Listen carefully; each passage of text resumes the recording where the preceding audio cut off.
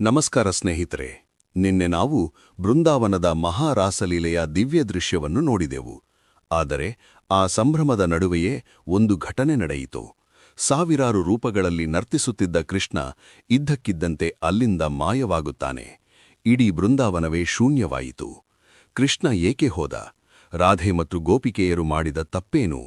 ಇಂದು ನಾವು ಪ್ರೇಮದಲ್ಲಿ ಎದುರಾಗುವ ಅಹಂಕಾರ ಎನ್ನುವ ಪರೀಕ್ಷೆಯ ಬಗ್ಗೆ ತಿಳಿಯೋಣ.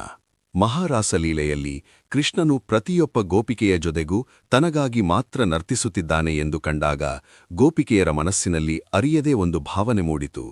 ನಾನು ಜಗತ್ತಿನ ಸುಂದರಿ, ಸಾಕ್ಷಾತ್ ಪರಮಾತ್ಮನೇ ನನ್ನ ವಶವಾಗಿದ್ದಾನೆ ಎಂಬ ಅಹಂಕಾರ ಅವರಲ್ಲಿ ಚಿಗುರಿತು. ಇನ್ನು ರಾಧೆಯ ಸ್ಥಿತಿಯೂ ಭಿನ್ನವಾಗಿರಲಿಲ್ಲ. ಕೃಷ್ಣನು ತನ್ನ ಮೇಲೆ ಅತೀವ ಪ್ರೇಮ ತೋರುತ್ತಿದ್ದಾನೆ ಎಂದು ಅವಳಿಗೂ ಅನಿಸಿತು. ಕೃಷ್ಣನಿಗೆ ಬೇಕಾಗಿದ್ದು ನಿರ್ಮಲ ಪ್ರೇಮವೇ ಹೊರತು ಅಹಂಕಾರವಲ್ಲ. ಯಾವ ಕ್ಷಣದಲ್ಲಿ ಗೋಪಿಕೆಯರು ಕೃಷ್ಣ ನಮ್ಮವನು ಎಂದು ಹೆಮ್ಮೆಪಟ್ಟರೋ ಆ ಕ್ಷಣವೇ ಕೃಷ್ಣ ಅಲ್ಲಿಂದ ಅದೃಶ್ಯನಾದ. ಇಡೀ ರಾತ್ರಿ ಬೆಳಕಿನಿಂದ ಕೂಡಿದ್ದ ಕಾಡು ಒಮ್ಮೆಲೆ ಕತ್ತಲಾಯಿತು.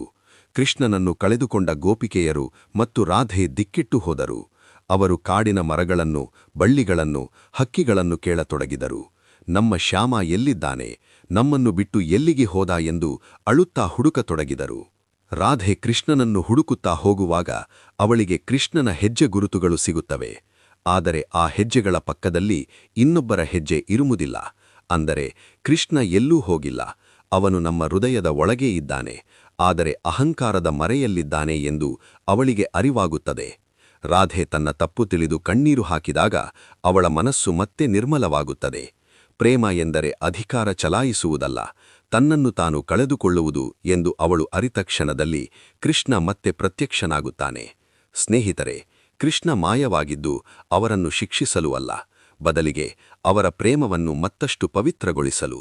ಪ್ರೇಮದಲ್ಲಿ ನಾನು ಮತ್ತು ನನ್ನದು ಎನ್ನುವ ಭಾವನೆ ಹೋದಾಗ ಮಾತ್ರ ದೈವ ಲಭಿಸುತ್ತದೆ. ನಾಳೆಯ ಭಾಗದಲ್ಲಿ ಕೃಷ್ಣನ ಬಾಲ್ಯದ ಗೆಳೆಯ ಸುಧಾಮ ಮತ್ತು ರಾಧೆಯ ನಡುವಿನ ಆ ಸುಂದರ ಭೇಟಿಯ ಬಗ್ಗೆ ತಿಳಿಯೋಣ.